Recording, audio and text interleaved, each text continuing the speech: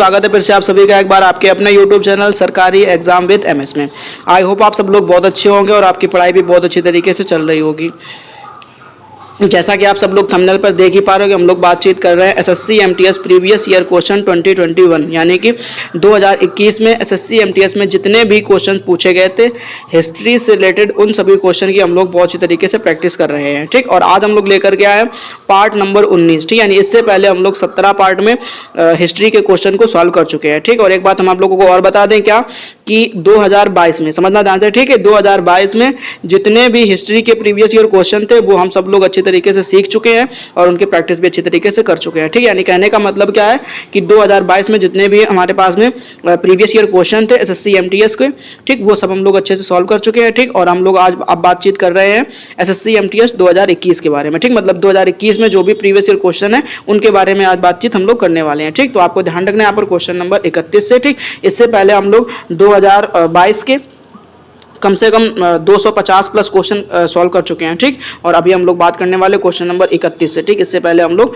2021 के 2 वीडियो में यानी कि 30 क्वेश्चन को सॉल्व कर चुके हैं। ठीक, और अभी हम लोग बातचीत करेंगे क्वेश्चन नंबर 31 से। ठीक है, एक बात हम आप लोगों को और बता दें कि अगर आपने हमारे चैनल को सब्सक्राइब नहीं किया है तो प्लीज़ सब लोग सब्सक्राइब कर लीजिए, क्योंकि हम यहाँ पर आपके लिए वो सारे के सारे मोस्ट इंपॉर्टेंट क्वेश्चन लेकर के आते हैं जो प्रीवियस ईयर में पूछे गए हैं। ठीक, जो प्रीवियस ईयर में पूछे गए हैं वही सारे सभी के सभी मोस्ट इंपॉर्टेंट क्वेश्चन हम आप लोगों के लिए लेकर के आते हैं। ठीक, तो अगर आप हमारा चैनल सब्सक्राइब कर लेंगे और नोटिफिकेशन बेल को ऑल पर सिलेक्ट कर लेंगे, ठीक, तो आपको हमारे वीडियो का जो अपडेट है वो समय पर मिलता रहेगा और आप अच्छे तरीके से उससे पढ़ पाएंगे। ठीक है, तो आपको ध्यान रखना है कि चैनल को सब्सक्राइब कर लेना है। ठीक, और अगर वीडियो पसंद आए तो वीडियो को लाइक भी कर दीजिएगा। ठीक, और अपने दोस्तों में साझा भी कर सकते हैं। ठीक है, चलिए अभी हम लोग बात करते हैं क्वेश्चंस के बारे में। ठीक, ध्यान से पढ़िए। आज का हमारा पहला क्वेश्चन है, कह रहा है खजुराहो के मंदिर, ध्यान रखना है, खजुराहो के मंदिरों की एक शानदार उदाहरण है। ठीक, मतलब जो है खजुराहो के जो मंदिर है वो मंदिरों की कौन सी शैली का एक शानदार उदाहरण है। ठीक, यानी जो खजुराहो में मंदिर बने हुए हैं वो किसी न किसी शैली को लेकर के बने हुए हैं। ठीक, तो उस शैली का नाम आपको बताना है। ध्यान से पढ़िए। पहला ऑप्शन है नागर शैली, दूसरा ऑप्शन है द्राविड़ शैली, तीसरा ऑप्शन है वेसर शैली, चौथा ऑप्शन है पूर्वी शैली। ठीक, तो दोस्तों यहाँ पर सही हो जाएगा आपका ऑप्शन नंबर ए। क्या सही हो जाएगा? ऑप्शन नंबर ए सही हो जाएगा, यानी नागर शैली। ठीक है, जो खजुराहो के मंदिर हैं उन मंदिरों की जो नागर शैली है का एक शानदार उदाहरण। ठीक, तो ये बात आपको ध्यान में रखना है। चलिए देखते हैं नेक्स्ट क्वेश्चन। नेक्स्ट क्वेश्चन कह रहा है सबसे शक्तिशाली चोल शासक, ध्यान रखना है, सबसे शक्तिशाली चोल शासक राजा प्रथम किस ईस्वी में राजा बना। ठीक, ये बात आपको बतानी है। ठीक, यानी जो चोल वंश का सबसे शक्तिशाली राजा था वो कौन था? राजा प्रथम। वो किस वर्ष में राजा बना था। ठीक, ये बात ध्यान रखनी है। ठीक है, तो पहला ऑप्शन है 995 ईस्वी, दूसरा ऑप्शन 970 ईस्वी, तीसरा ऑप्शन है 985 ईस्वी, चौथा ऑप्शन है 970 ईस्वी। ठीक, तो दोस्तों यहाँ पर सही हो जाएगा आपका ऑप्शन नंबर सी। क्या सही हो जाएगा? ऑप्शन नंबर सी, यानी 985 ईस्वी। 985 ईस्वी में जो चोल वंश का सबसे शक्तिशाली शासक था राजा प्रथम वह राजा बना था। ठीक, चलिए देखते हैं अब हम नेक्स्ट क्वेश्चन। नेक्स्ट क्वेश्चन में कह रहा है भगत सिंह और बीके दत्त यानी बटुकेश्वर दत्त, भगत सिंह और बटुकेश्वर दत्त ने किस वर्ष केंद्रीय विधानसभा में बम फेंका था। ठीक, जिसके लिए इन्हें फांसी की सजा भी सुनाई गई थी। ठीक, तो आपको यहाँ पर ध्यान रखना किस वर्ष फेंका था। तो पहला ऑप्शन है 1930 ईस्वी में, दूसरा ऑप्शन है 1931 ईस्वी में, तीसरा ऑप्शन है 1928 ईस्वी में, चौथा ऑप्शन है 1929 ईस्वी में। ठीक, तो आपको यहाँ पर ध्यान रखना है दोस्तों ऑप्शन नंबर डी। क्या याद रखना है? ऑप्शन नंबर डी याद रखना है, यानी 1929 ईस्वी में। ठीक है, 1929 ईस्वी में भगत सिंह और बीके दत्त ने केंद्रीय विधानसभा में बम फेंका था। ठीक, चलिए देखते हैं अपन नेक्स्ट क्वेश्चन। नेक्स्ट क्वेश्चन में हमसे कह रहा है क्या कि हरिसेन, ठीक, के दरबारी कवि थे। ठीक, मतलब जो हरिशेर थे वो किसके दरबारी कवि थे ये बात आपको बतानी है। ठीक, option number A Ashoka, option number B Bindusara, option number C Samudragupta, option number D Bimbisara. ठीक, तो दोस्तों यहाँ पर सही हो जाएगा आपका ऑप्शन नंबर सी। क्या सही हो जाएगा? ऑप्शन नंबर सी, यानी कि समुद्रगुप्त। ठीक, यानी जो समुद्रगुप्त थे इनके दरबारी कवि थे कौन? हरिशेर। ठीक, तो ये नाम आपको अच्छे से याद रखना है। चलिए अब हम लोग देखते हैं नेक्स्ट क्वेश्चन। अब नेक्स्ट क्वेश्चन जो है वो कह रहा है क्या कि दिए गए कथनों में से कौन से कथन सत्य हैं। ठीक, यानी आपको यहाँ पर 2 कथन दिए गए हैं। अब इन दोनों कथनों को आपको ध्यान से पढ़ना है। ठीक, और बताना है कि क्या ये दोनों कथन सही है, ठीक, या केवल सही है पहला या केवल सही है दूसरा, ये बातें आपको बतानी। ध्यान से पढ़िए। कह रहा है 1756 में अली वर्दी खान की मृत्यु के बाद सिराजुद्दौला बंगाल का नवाब बना, ये पहला हो गया था। तो दूसरा कह रहा है क्या 1757 में रॉबर्ट क्लाइव ने प्लासी में सिराजुद्दौला के विरुद्ध युद्ध में कंपनी की सेना का नेतृत्व किया था। ठीक, यानी ये आपको ये दो कथन दिए गए। ठीक, अब ध्यान रखना है आपको कि क्या ये दोनों कथन सही है या दोनों में से कोई एक सही है। ध्यान से पढ़िए, पहला ऑप्शन कह रहा है आपसे ना तो पहला और ना ही दूसरा। ठीक, मतलब कह रहा है ना तो पहला कथन सही है ना दूसरा कथन सही है। ठीक, दूसरा कह रहा है कि पहला और दूसरा दोनों सही है। तीसरा ऑप्शन है कह रहा है केवल पहला सही है और चौथा ऑप्शन है केवल दूसरा सही है। ठीक, तो दोस्तों यहाँ पर सही हो जाएगा आपका ऑप्शन नंबर बी। कैसे हो जाएगा? ऑप्शन नंबर बी, यानी कि पहला और दूसरा दोनों कथन एकदम से सही लिखे हुए हैं। ठीक, क्या कि 1756 ईस्वी में अली वर्दी खान की मृत्यु के बाद जो सिराजुद्दौला है वो बंगाल का नवाब बना था। ठीक, और दूसरी बात 1757 में रॉबर्ट क्लाइव ने प्लासी के युद्ध में सिराजुद्दौला के विरुद्ध कंपनी की सेना का नेतृत्व किया था। ठीक, यानी ये दोनों बातें यहाँ पर सही हो जाएंगी। ठीक, यानी कहने का मतलब क्या है कि आपका ऑप्शन नंबर बी सही हो जाएगा। ठीक है, चलिए अब हम लोग देखते हैं नेक्स्ट क्वेश्चन। अच्छा, ध्यान से पढ़िए, नेक्स्ट क्वेश्चन में हमसे कह रहा है कि रजिया सुल्तान की बेटी थी। यानी जो रजिया सुल्तान थी वो किसकी बेटी थी, ये बात आपको बतानी है। ध्यान से पढ़िए, पहला ऑप्शन कह रहा बाबर, दूसरा ऑप्शन कह रहा कुतुबुद्दीन ऐबक, तीसरा ऑप्शन कह रहा इल्तुतमिश, चौथा ऑप्शन कह रहा अकबर। ठीक, तो दोस्तों यहाँ पर सही हो जाएगा आपका ऑप्शन नंबर सी। कैसे हो जाएगा? ऑप्शन नंबर सी, यानी कि इल्तुतमिश। ठीक, यानी जो रजिया सुल्ताना थी वो इल्तुतमिश की पुत्री थी, ये आपको ध्यान में रखना है। ठीक, चलिए देखते हैं नेक्स्ट क्वेश्चन। नेक्स्ट क्वेश्चन में कह रहा है क्या कि निम्नलिखित में से, ध्यान रखना, निम्नलिखित में कौन भारत का सबसे बड़ा स्तूप है। ठीक, यानी जो निम्नलिखित में आपको चार ऑप्शन दिए गए हैं, इन चारों ऑप्शन को ध्यान से पढ़ना और आपको बताना है कि निम्नलिखित में जो है भारत का सबसे बड़ा स्तूप कौन सा है। ठीक, ध्यान से पढ़िए, पहला ऑप्शन कह रहा है भरहुत, दूसरा ऑप्शन है धमेक, तीसरा ऑप्शन है केसरिया, चौथा ऑप्शन है अमरावती। ठीक, तो दोस्तों आपको ध्यान रखना है ऑप्शन नंबर सी याद रखना, आपको ऑप्शन नंबर सी याद रखना है, यानी केसरिया। ठीक है, जो केसरिया है वो भारत का सबसे बड़ा स्तूप है। क्लियर? देखते हैं नेक्स्ट क्वेश्चन। नेक्स्ट क्वेश्चन में कह रहा है कि किस योद्धा ने 322 ईसा पूर्व में कौटिल्य की सहायता से अंतिम नंद शासक धनानंद को पराजित किया था। ठीक, ये बहुत अच्छा सा क्वेश्चन है और कई बार रिपीट हो चुका क्वेश्चन है। ठीक, तो ये आपको ध्यान रखना है कि 322 ईसा पूर्व में कौटिल्य, ठीक, जिसको आप लोग चाणक्य के नाम से जानते हो, ठीक, चाणक्य की सहायता से अंतिम नंद वंश के शासक धनानंद को पराजित किया था। ठीक, ध्यान से पढ़िए, ऑप्शन नंबर ए में कह रहा कालाशोक, दूसरा ऑप्शन है अशोक, तीसरा ऑप्शन है अकबर, चौथा ऑप्शन है चंद्रगुप्त मौर्य। ठीक, दोस्तों आपको ध्यान रखना ऑप्शन नंबर डी याद रखना, आपको ऑप्शन नंबर डी याद रखना है, चंद्रगुप्त मौर्य। ठीक है, चंद्रगुप्त मौर्य जो है इन्होंने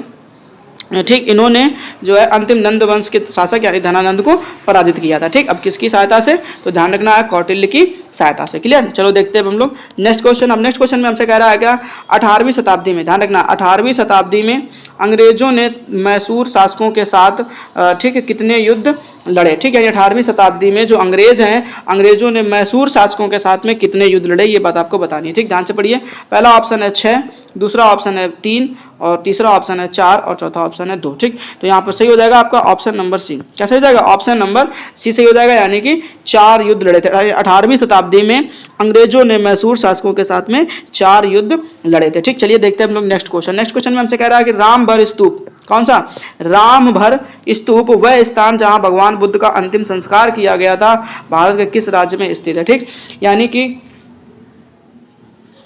जो रामभर स्तूप है और ये है क्या, तो ये आपको ध्यान रखना है, यहाँ पर भगवान बुद्ध यानी जो गौतम बुद्ध थे उनका अंतिम संस्कार किया गया था। ठीक, अब ये पूछा गया कि जो रामभर स्तूप है वो भारत के किस राज्य में स्थित है, ये बात ध्यान रखनी है। ठीक, option number A Madhya Pradesh, option number B Himachal Pradesh, option number C Bihar और option number D Uttar Pradesh. ठीक, तो दोस्तों यहाँ पर आपका सही हो जाएगा ऑप्शन नंबर डी। कैसे हो जाएगा? ऑप्शन नंबर डी सही हो जाएगा, यानी कि उत्तर प्रदेश। ठीक, यानी जो रामभर स्तूप है वो कहाँ पर? उत्तर प्रदेश में स्थित है। ठीक, चलिए देखते हैं हम लोग नेक्स्ट क्वेश्चन। नेक्स्ट क्वेश्चन में हमसे कहता है कि चंगेज खान के नेतृत्व में मंगोलों ने, ध्यान रखना है, चंगेज खान के नेतृत्व में मंगोलों ने किस वर्ष उत्तर पूर्वी ईरान में ट्रांस ऑक्सियाना पर आक्रमण किया था। ठीक, यानी कि चंगेज खान के नेतृत्व में मंगोलों ने, किसने? मंगोलों ने उत्तर पूर्वी ईरान में के ट्रांस ऑक्सियाना पर आक्रमण किया था। ठीक, ध्यान से पढ़िए, ऑप्शन नंबर ए 1208 ईस्वी में, ऑप्शन नंबर बी 1213 ईस्वी में, ऑप्शन नंबर सी 1205 ईस्वी में, ऑप्शन नंबर डी 1219 ईस्वी में। ठीक, तो यहाँ पर सही हो जाएगा दोस्तों आपका ऑप्शन नंबर डी। कैसे हो जाएगा? ऑप्शन नंबर डी, यानी कि 1219 ईस्वी, यानी 1219 ईस्वी में चंगेज खान के नेतृत्व में मंगोलों ने, किसने?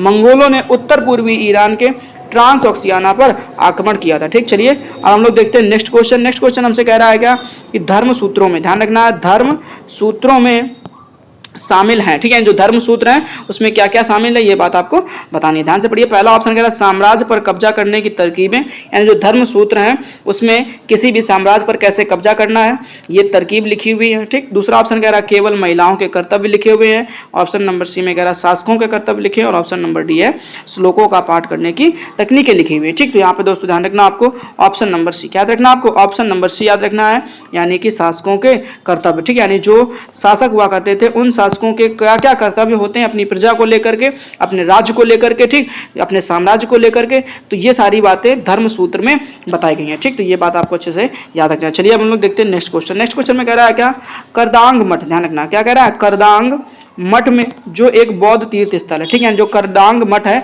वो किससे संबंधित है, तो एक बौद्ध तीर्थ स्थल से संबंधित है, क्लियर। अब कह रहा है कि किस भारतीय राज्य में स्थित है, मतलब ये भारत के किस राज्य में स्थित है यह बात आपको बतानी है, ठीक है। यानी जो करदांग मठ है वो भारत के किस राज्य में स्थित है ये बात आपको बतानी है, ध्यान से पढ़िए। पहला ऑप्शन कह रहा है गोवा, दूसरा ऑप्शन कह रहा है केरल, तीसरा ऑप्शन कह रहा है हिमाचल प्रदेश, चौथा ऑप्शन कह रहा है झारखंड, ठीक। तो दोस्तों यहाँ पर सही हो जाएगा आपको ऑप्शन नंबर सी, कैसे हो जाएगा, ऑप्शन नंबर सी सही हो जाएगा, यानी कि हिमाचल प्रदेश, ठीक है। जो हिमाचल प्रदेश है वहां पर करदांग मठ स्थित है, ठीक, जो कि एक बौद्ध तीर्थ स्थल है, ठीक। चलिए देखते हैं नेक्स्ट क्वेश्चन।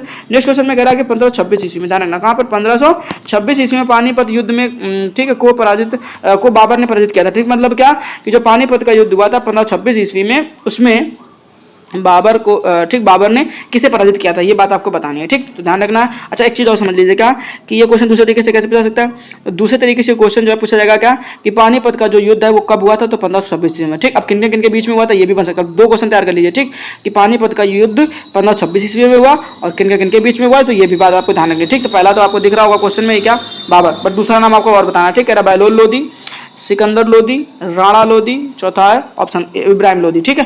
तो ध्यान से पढ़िए आपका दोस्तों, यहाँ पर सही हो जाएगा ऑप्शन नंबर डी, कैसे हो जाएगा, ऑप्शन नंबर डी से हो जाएगा, यानी इब्राहिम लोधी, ठीक है। बाबर ने 1526 ईस्वी में पानीपत के युद्ध में पराजित किया था, ठीक। चलिए अब हम लोग देखते हैं नेक्स्ट क्वेश्चन और आज के वीडियो का लास्ट क्वेश्चन, ठीक है। उम्मीद करता हूँ आप लोगों को सारे क्वेश्चन अच्छी तरीके से समझ में आ गए होंगे और आप जल्दी इन सभी क्वेश्चन को अच्छे तरीके से तैयार कर लेंगे, ठीक। और अगर अभी तक आपने वीडियो को लाइक नहीं किया हुआ है तो प्लीज वीडियो को लाइक कर दीजिए और चैनल को सब्सक्राइब कर लीजिए, ठीक। और नोटिफिकेशन बेल को ऑल पर सेलेक्ट कर लीजिए ताकि हमारे जब भी कोई नया वीडियो अपलोड हो उसका नोटिफिकेशन आपको समय पर मिल जाए, क्योंकि जब चीजें समय पर मिलती हैं तो बहुत फायदेमंद होती हैं, बहुत बेनिफिट देती हैं, ठीक। ये बात आपको समझ में आनी चाहिए, ठीक। चलिए फिलहाल हम लोग देखते हैं आज का लास्ट क्वेश्चन। क्वेश्चन कह रहा है क्या कि कांग्रेस का विभाजन, ध्यान से पढ़िएगा, कह रहा है कांग्रेस का विभाजन किस सन में हुआ था, ठीक है। जो कांग्रेस है उसका विभाजन कब हुआ था ये बात आपको बतानी, ठीक। तो पहला ऑप्शन है 1908 में, दूसरा ऑप्शन है 1903 में, तीसरा ऑप्शन है 1907 ईस्वी में, चौथा ऑप्शन है 1905 ईस्वी, ठीक। तो दोस्तों यहाँ पर हो जाएगा आपको ऑप्शन नंबर सी, कैसे हो जाएगा, ऑप्शन नंबर सी सही हो जाएगा, यानी 1907 ईस्वी, ठीक है। 1907 ईस्वी में कांग्रेस का विभाजन हुआ था, क्लियर। इस तरीके से ध्यान रखना, ठीक। हम लोग फिर से मिलेंगे इसके नेक्स्ट पार्ट में, ठीक है। तब तक के लिए जय हिंद, अपना ख्याल रखना और अच्छी तरीके से पढ़ाई करते रहना।